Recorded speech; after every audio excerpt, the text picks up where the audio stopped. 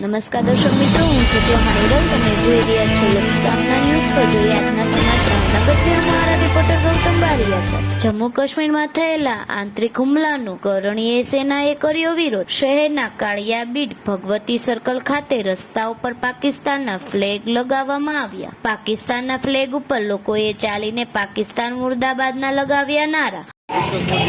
જે પરિવર્તન હતા ને પાકિસ્તાન મુર્દાબાદ, પાકિસ્તાન મુર્દાબાદ, પાકિસ્તાન મુર્દાબાદ, સેના જિંદાબાદ, પાકિસ્તાન મુર્દાબાદ, પાકિસ્તાન મુર્દાબાદ, પાકિસ્તાન મુર્દાબાદ, પાકિસ્તાન મુર્દાબાદ.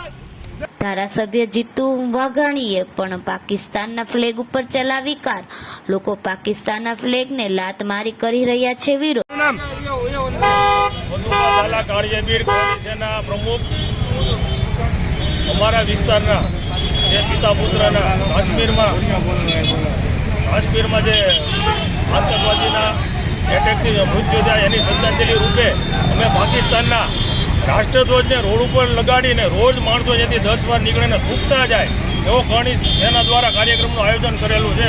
અને અમે કહેવા માંગીએ કરણી સેનાની ટીમ કે આ જે પરિવાર છે એને ગમે ત્યારે જરૂર પડે શ્રી રાજપૂત કરણી સેના એમની સાથે છે. જય માતા, જય ભવાની. તો ફરી મળીશું એક નવા સમાચાર સાથે. ત્યાં સુધી જોતા રહો લોકસામના ન્યૂઝ.